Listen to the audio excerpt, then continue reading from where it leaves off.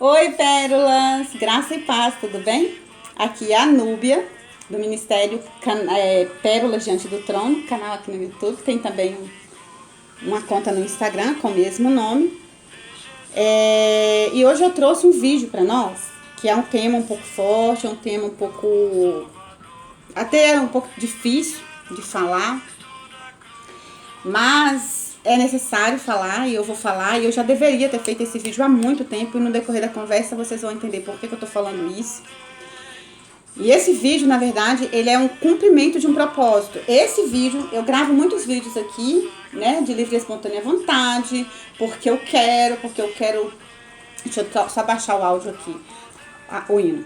Eu gravo porque eu quero abençoar vidas assim, de forma voluntária, gratuita e liberal. Esse vídeo não. Esse vídeo, ele é uma, como é que eu posso dizer assim? Eu fiz um propósito com Deus, e quando eu alcançasse a graça, eu traria esse vídeo como propósito, né? Como se fosse uma recompensa, mas não é bem a palavra certa, recompensa. Até porque o teor do vídeo é um teor muito importante. Então, eu quero falar sobre isso, né? Não sei se eu vou conseguir falar, que o Senhor, né, me dê graça para falar, te dê graça para ouvir, e que venha ministrar os nossos corações. Se eu chorar, por favor, entendam e me perdoem desde já, né? Mas, aí ó, já tô emocionada. Mas aí eu quero falar e aí a gente vai desenvolver o tema. Mas antes, como é um tema muito delicado, eu quero te convidar para orar comigo, né? Eu acredito que a gente não pode avançar num tema como esse, né? Isso é propósito, resultado de uma campanha que eu fiz no Monte. Então, assim, a gente não pode simplesmente entregar, né? Vamos pedir ao Senhor para poder fazer a obra dele aqui, em nome de Jesus. Paizinho, em nome de Jesus. Esse é um vídeo de propósito, esse é um vídeo, Pai, que eu prometi que eu faria, né? Como retribuição, a graça que eu alcançaria ali naquela luta que eu passei, né? E o Senhor me libertou e continua libertando todos os dias. E hoje eu venho diante do Senhor para o louvor da sua glória, para colocar esse vídeo na rede. Que esse vídeo, Senhor, vá e alcance muitas almas. Que esse vídeo, Senhor, alcance e consiga ajudar muitas outras mulheres. Em nome do Senhor Jesus Cristo, eu te peço, Espírito Santo, que o Senhor venha ministrar meu coração, minha boca, que o Senhor venha colocar as palavras na minha boca, para que sejam palavras direcionadas, para que sejam palavras abençoadas, para que sejam palavras que vão fluir em contrapouso. A palavra do Senhor não volta vazia, e nós estamos trabalhando com a palavra do Senhor aqui nesse áudio. Eu te peço que o Senhor venha nesse momento que eu estou fazendo o vídeo, que o Senhor envie seus anjos aqui, né? Que eles venham acampar à minha volta, com ordens para me guardar, para me proteger, e para não permitir que o inimigo, né, use qualquer ferramenta disponível para poder me atacar nesse momento, para poder me impedir de romper, em nome de Jesus. Guarda a minha vida, Senhor, guarda a minha casa, guarda meus familiares, guarda tudo que me diz respeito, guarda meu lar, guarda meus pets, em nome de Jesus. Amém. Já deixa seu like aqui, porque esse vídeo ele é bom, ele é poderoso e ele vai falar o seu coração. Já deixa seu like, se inscreva nesse canal se você ainda não é inscrito, e vamos lá. Dependência emocional. O que é? Eu vou falar de experiência própria. Eu não vou falar, eu vou contar na minha história aqui, e no meio da minha história eu espero que você vai pegando o que é dependência emocional. Eu não tenho um conceito, eu não tenho um artigo para poder trazer aqui de forma médica, científica, o que é. Mas se for o caso, depois eu trago um outro vídeo falando tecnicamente sobre a dependência emocional, pego com algum psicólogo, com algum psiquiatra, ok? Vamos lá, então assim, eu nasci num contexto de muita toxicidade. Eu nasci numa casa tóxica. Lá em casa, o relacionamento do meu pai com o relacionamento da minha mãe era um relacionamento muito tóxico, né? Meu pai bebia, né? Ele agredia minha mãe com muitos filhos, minha mãe ficou órfã muito nova, perdeu o pai muito nova, minha mãe perdeu o pai muito nova, assim que ela só tinha a mãe, né? Na época da minha mãe ela é de 1941, então ela casou ali por volta de 1950 e pouco, né? Que ela casou novinha. 50 não, porque ela tava com 9 anos, né? Mas na década de 50 ela casou, porque ela tava bem novinha quando ela casou. Já casou, já tendo filhos, já foi presa ali naquela situação e viveu uma vida de muita miserabilidade, E ela teve que lidar, eu vou tirar o áudio, porque o áudio, embora seja bênção, esse áudio tá me impressionando. Eu queria que fosse mais baixinho, mas tá muito alto. Porque é bom ter uma música no fundo, sabia? Eu vou colocar, só que eu vou colocar o celular ali mais pra trás. O problema é que se der... Não, deixa assim. O problema é que se der propaganda, eu não consigo... Tá longe, eu não consigo, né? Tirar e vai atrapalhar a gente. Então, a minha mãe viveu ali, já foi logo arrumando um filho atrás do outro, né? Minha mãe, ela pariu 11 vezes. Ela pariu vivos 11 vezes. Fora as vezes que ela perdeu os bebês, que foi aborto espontâneo. Então, aquele contexto de dependência financeira, né? E também, lógico, emocional. Então, meu pai, ele bebia, agredia minha mãe, agredia os filhos e vida que segue, né? Eu sou a 11ª filha, então, assim, eu sou a mais nova, né? Quando eu nasci, a minha avó, por parte de mãe, já tinha morrido há muito tempo. Como eu falei, minha mãe ficou órfã muito cedo. Mas eu ainda tinha minha avó e meu avô por parte de pai. E a gente morava na mesma cidade que eles e tudo. E aí, então minha mãe engravidou de mim. Dentro desse contexto aí de alcoolismo e de agressão, eu tava na barriga. Meu pai agredia minha mãe comigo na barriga. Isso, depois, né, eu fui saber, o Senhor me revelou que isso abriu uma porta de rejeição. Quando a minha mãe apanhava, ela sentia dor, ela sentia medo, ela chorava, ela sentia revolta, e eu ali dentro da barriga, né, eu sentia, eu captava tudo aquilo, e eu sabia, eu entendia que lá dentro que eu tava dentro de uma barriga, estava protegida, mas aquele ambiente não era seguro para mim. E ali eu nasci com muita dificuldade, foi um parto muito difícil, foi um parto onde eu não estava vivendo, eu não estava querendo sair de lá de dentro. Acabou ocasionando muitas sequelas, porque eu passei muito tempo dentro da barriga sem virar, eles tiveram que me virar na mão, porque naquela época não tinha médico na cidade, não tinha muito menos forceps, que chama, né, aquele parto com a pinça. Graças a Deus que a gente sabe que o parto com a pinça, a gente sabe que a criança nasce, né, com muito mais sequela, né? Às vezes já aconteceu do médico puxar a perna da criança, a criança fica lá dentro. Já aconteceu da criança nascer com a cabeça achatada, porque o forceps, acho que é forceps que chama, pega a cabeça da criança e na força, enfim, causa danos, as crianças nascem com sequelas. Mas o Senhor, né, aprove o Senhor que eu nascesse ali naquele lugar, e para o louvor da glória de Deus, eu nasci com vida, minha mãe também ficou com vida, mas antes de tudo isso, houve aquela conversa de ter que salvar apenas um. E aí eu cresci naquele ambiente ali tóxico, eu não me lembrava, durante muito tempo eu não me lembrava do que acontecia ali, mas ali acontecia muitas agressões, meu pai era alcoólatra, ele batia nos meus irmãos e eu via tudo aquilo, e eu fui crescendo num ambiente de muito medo, sabe assim. Com o tempo, a minha mente, ela reverteu, ela virou, e eu parei de demonstrar medo. Eu passei a demonstrar uma ousadia muito grande, uma coragem muito grande. Isso impressionava as pessoas, principalmente o meu pai. E eu me lembro do meu pai se exibindo porque ele tinha uma filha inteligente, porque ele tinha uma filha esperta, porque ele tinha uma filha que raciocinava rápido. E durante muito tempo eu achei que isso era um dom de Deus, e talvez até seja, mas foi desenvolvido por causa do medo. Eu desenvolvi uma técnica de me defender daquele tipo de agressão, e funcionou, porque assim, como ele ficava tão encantado comigo, ele nunca me bateu. E aí eu me lembro que depois de um tempo, meu pai parou de beber, e minha cabeça bloqueou todo o passado. Mas meu pai, ele era meu porto seguro, meu chuchu. E eu me recordo de eu ter sempre muito medo do meu pai morrer. Na minha cabeça, meu pai ia morrer a qualquer momento, minha mãe ia morrer a qualquer momento. E eu tinha muito medo disso.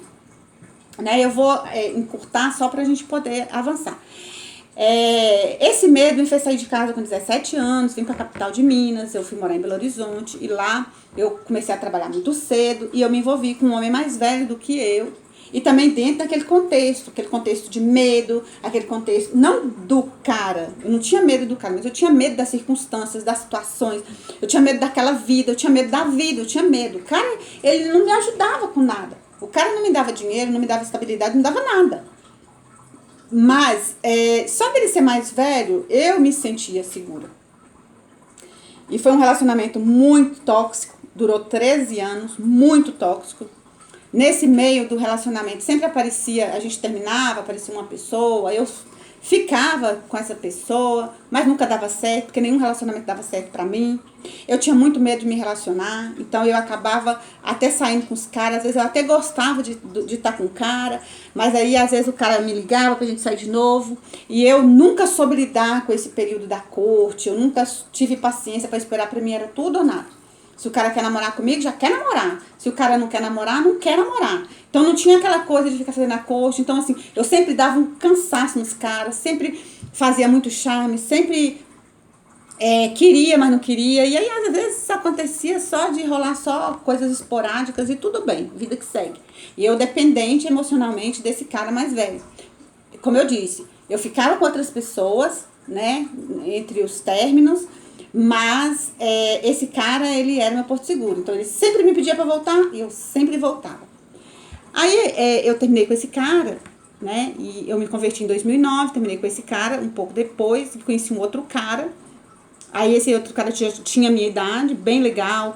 Também foi na época da faculdade, esse cara também estava estudando, mesmo curso que eu. A gente tinha muita afinidade. A gente, sabe assim, naquela época eu acreditava em signo, então ele tinha o mesmo signo que o meu, que é leão. E o leão, eu não acredito em signo, tá? Mas assim, para aquela época que eu acreditava, existia assim um encaixe e eu atribuía isso ao signo também e tal, até porque o cara não conhecia Jesus, eu conhecia teoricamente.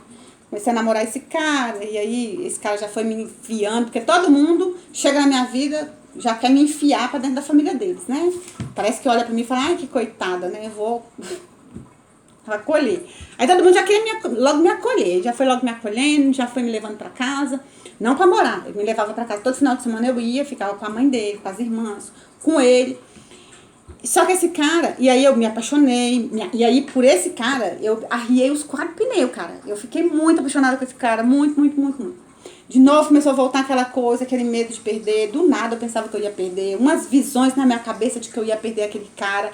E aquilo me apavorava, me dava taquicardia e medo e tudo. E aí eu descobri que esse cara tinha outra pessoa. Ai, pronto, meu mundo caiu, a gente terminou. Aí depois a gente conversou e a gente voltou.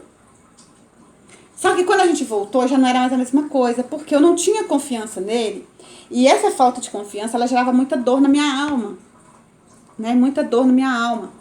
E esse cara era muito fofo. Mas infelizmente ele tinha esse desvio, né, de caráter enquanto homem, não enquanto pessoa, mas não enquanto ser humano, mas enquanto homem para mulher, né? Ele gostava de mais de uma mulher. E aí eu acabei descobrindo que ele, na verdade, continuava com essa menina, terminei com ele, sofri muito. E foi quando eu percebi que tinha alguma coisa errada comigo. Porque aquele sofrimento, ele era igual o sofrimento de quando eu estava com aquele cara de 13 anos. Sabe? Era um sofrimento muito ruim. Eu achava que o outro cara gerava essa dor porque eu não era crente. E eu sendo crente agora, que eu não ia sentir essa dor. Eu sei que eu consegui me desvincular dessa dor na igreja. Eu fui para a Casa Rosada, da Batista da Lagoinha. E lá uma pastora me ajudou, a gente orou e tudo. E o Senhor foi fazendo a obra, Mais ou menos uns 6, 7 meses depois que isso aconteceu, eu conheci meu esposo. E a gente ele me pediu namoro, a gente orou, sentiu que Deus estava naquilo. Aí começou a namorar. Uns 3, 4 meses depois a gente já ficou noivo. E Deus foi prosperando, foi nos ajudando. Aí 1 ano e meio, 1 ano e 2 meses, 3 meses depois da gente ter se conhecido, a gente casou. Só que no nosso namoro já era muito estranho nossa relação. Porque todo casal discute e briga, né? E assim, a gente também tinha nossas discussões e tal. E quando eu discutia com ele, a sensação que dava era de que eu estava morrendo. Quando eu pensava que eu ia separar dele, que eu queria me separar dele, que eu não queria me casar com ele, que a gente pensa, né? Você briga, você discute, você pensa, né? Ai, eu não quero casar com esse cara não, vou casar com esse cara. Parecia que eu ia morrer.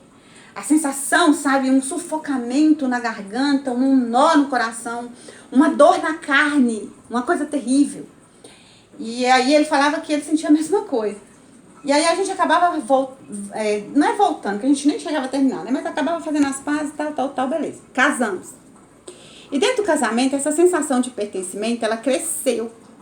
Mas não era só um sentimento de que eu pertencia a ele. Tinha também a questão de que ele me pertencia, né? E dentro disso, dentro dessa sensação de pertencimento, era uma dor muito grande. Porque tudo que a pessoa faz, que sai fora daquilo que você espera que ela faça, te fere, te machuca, né? Se você pensar que a pessoa pode morrer, porque todos nós podemos morrer. Eu tô conversando com vocês aqui agora, mas pode ser que amanhã apareça uma nota aqui, ó, luto, morreu, né? A gente tá vivo é pra morrer. É a única certeza que a gente tem, que a gente vai morrer um dia. Mas quando eu pensava nisso, meu Deus, meu coração acelerava, eu chorava, eu vivia um luto, gente, com um homem vivo. Todos os dias, quando esse homem saía para trabalhar, eu vivia a morte dele. Um sofrimento sem explicação. Se eu pensasse que ele estava com outra pessoa, meu Deus! Até que aconteceu de ele estar com outra pessoa. Eu quase morri. De verdade. Eu me lembro do consolo que o Senhor trouxe para mim. Uma música da Heloísa Rosa. Há um lugar de refrigério em mim. Há um lugar. Eu passei o dia inteiro sendo ministrada por Deus, porque, cara, eu achei que eu ia morrer. Uma dor na alma, uma dor na existência. E eu não sabia por que eu sentia isso. Depois disso, o meu esposo, ele continuou vivendo uma vida muito estranha. E essa dependência emocional, isso já era dependência emocional. A dependência emocional, por eu ser dependente emocional dele, eu não me separei dele. Eu não me separei dele porque eu tinha que ter me separado. O meu ponto de vista é que quando um homem trai a esposa, tem que haver a separação. Ai, irmã, mas aí ele vai ficar com outra. Ai, irmã, mas aí ele vai continuar me traindo. Ai, ele vai continuar de qualquer jeito. A decisão é, seu esposo vai te trair dentro de casa com você, ou ele vai te trair fora de casa sem você. Mas ele vai te trair, porque o cara que trai uma vez, se ele não passar pelo deserto, se ele não for ministrado, se Deus não tiver misericórdia dele, tomar ele, pegar e fazer ele sofrer, ele não vai parar. Isso acontece com várias pessoas. Né? Então, assim, no começo do nosso relacionamento, tanto eu quanto ele, tínhamos dependência um do outro. Nós éramos mutuamente dependentes um do outro. Com o tempo, eu me tornei a dependente e ele se tornou o objeto da dependência. Então, eu me tornei vítima e ele se tornou o agressor emocional, vamos dizer assim. Então, assim, as traições continuaram. Virava e mexia, eu pegava alguma coisa, um telefone, um contato. Se eu fosse apurar, eu descobria alguma coisa. Às vezes era só envolvimento virtual. Até então, eu não sabia de nenhum envolvimento real. Eu não sabia. Ele muito mentiroso, mas eu não sabia que ele estava mentindo. Mas quando a gente ora muito, eu sempre fui muito de oração. A gente sente, então eu sentia que tinha coisa errada. Mas eu não sabia o que exatamente estava de errado, né? E aí, dentro daquela situação toda, né? Dentro daquela situação toda de dor e de sofrimento, e eu sabendo que o meu casamento já estava ruim, já estava morto, meu casamento não estava morrendo. Né? Quando o homem te trai pela primeira vez, quando a mulher trai o homem pela primeira vez, na cabeça dela já não tem mais casamento. Não tem casamento na cabeça de uma pessoa que tem um compromisso com o cônjuge e quer estar com qualquer outra pessoa, ainda que seja uma vez, ainda que seja virtual, ainda que seja, sabe, se o homem, se a mulher olha para fora, Jesus diz isso na palavra, só de você pensar já configurou o adultério. O que é adultério? O adultério é você pular a cerca do casamento. E você só vai pular a cerca do casamento quando não tem mais casamento para você. Mas sempre tem um que vai insistir. E esse um era eu. E esse um que estava insistindo, infelizmente, era uma pessoa dependente emocional. Eu era emocionalmente dependente do meu marido. Emocionalmente dependente do meu marido. E eu vou encerrar esse vídeo e vou fazer um outro. E aí eu vou colocar parte 1, parte 2. Quantas partes forem necessárias, porque ainda tem muita conversa. E o propósito desse vídeo sempre foi esse, que fosse um vídeo longo, tá? A princípio eu ia fazer um vídeo só, mas eu não vou fazer um vídeo só para não ficar cansativo para você. Aí eu vou colocar e vou deixar os links, tá bom? Vamos orar encerrando essa parte, aí eu volto com uma segunda parte onde eu dou continuidade, tá bom? Então vamos lá? Senhor, em nome do Senhor Jesus, nós oramos te agradecendo porque até aqui o Senhor nos ajudou. Ebenezer.